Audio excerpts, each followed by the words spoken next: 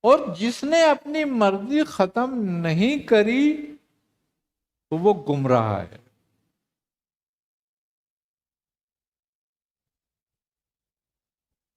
کیوں؟ کہ جب تم کلمہ پڑھتے ہو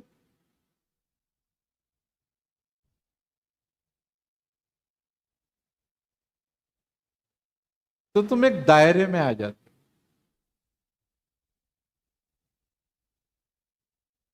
اور وہ دائرہ ہے اسلام کا۔ اب جس دائرے میں تم آ گئے ہو یہ دائرہ اسلام کا ہے۔ اب یہاں پہلی شرط کیا ہے؟ پہلی شرط یہاں پر یہ ہے کہ اسلام کے معنی ہیں گردن ڈال دینا۔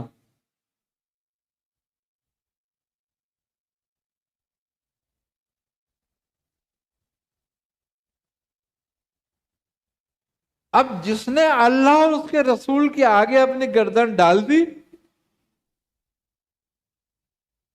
وہ دائرہ اسلام میں داخل ہو۔ جس نے نہیں کری وہ ابھی دائرے میں داخل نہیں ہوا،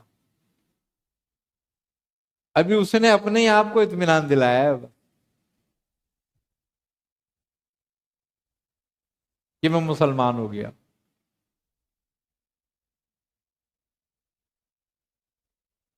اب اس کلمے کا بھی اس کو فائدہ ہوگا۔ کیوں؟ کہ اگرچہ اللہ نے اس کے دل میں نفاق نہیں رکھا ہے تو یہ بیج درخت بن جائے گا۔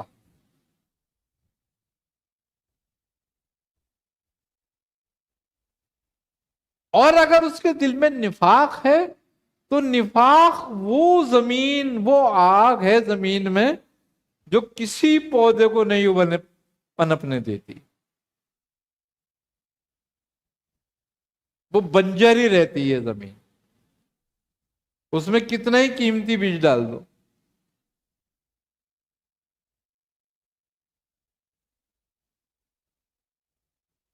اس میں فصل نہیں آئی۔ یہ جو نفاق کی زمین ہے نا یہ سب سے خطرناک زمین ہے۔ کفر کی زمین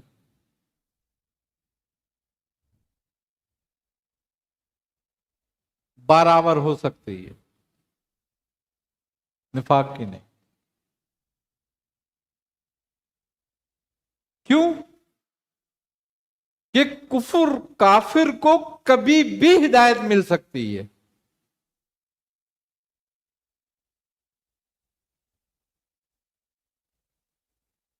کیونکہ اس میں ہدایت کو لینے کی گنجائش ہے۔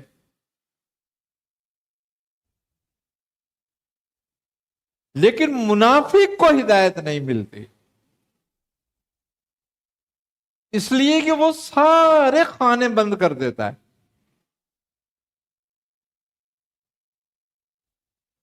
اور اس راستے میں نفاق نہیں چلتا۔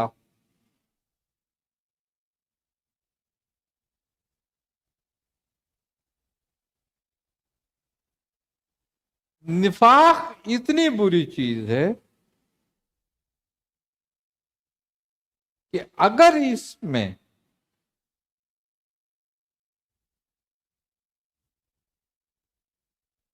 کوئی سی بھی ہدایت ڈالی جائے برابر نہیں ہوتی۔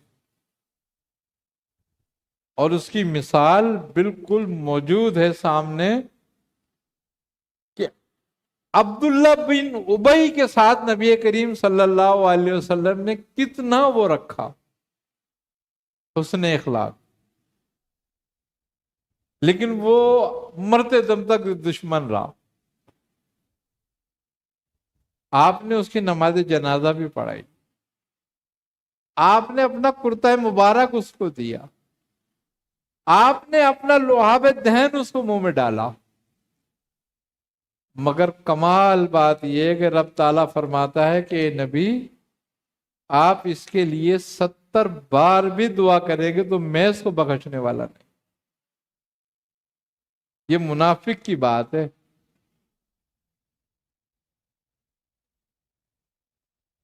اس لیے نفاق نہیں چلتا اس راستے پر. جس کے دل میں ذرہ برابر نفاق ہوگا وہ معرفت الہی سے محروم رہے گا. کیا وہ کتنی روزے رکھے، کتنی نمازیں پڑھے، کتنے حج کرے، کتنی زکاتیں دے، نفاق اس راستے میں نہیں چلتا.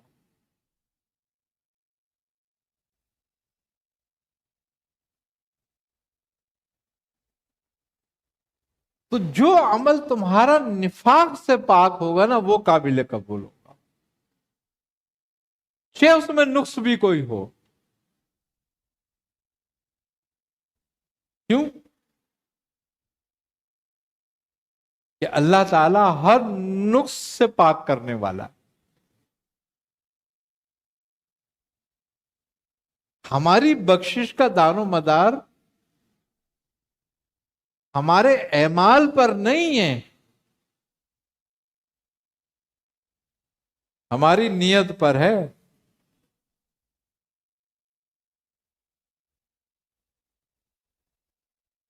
اور ہماری نیت جب اچھی ہوگی جب ہمارے دل میں رسول کی محبت ہوگی.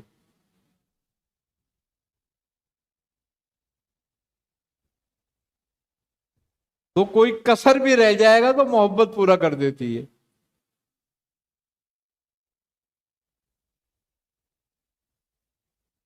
ورنہ کچھ نتیجہ نہیں.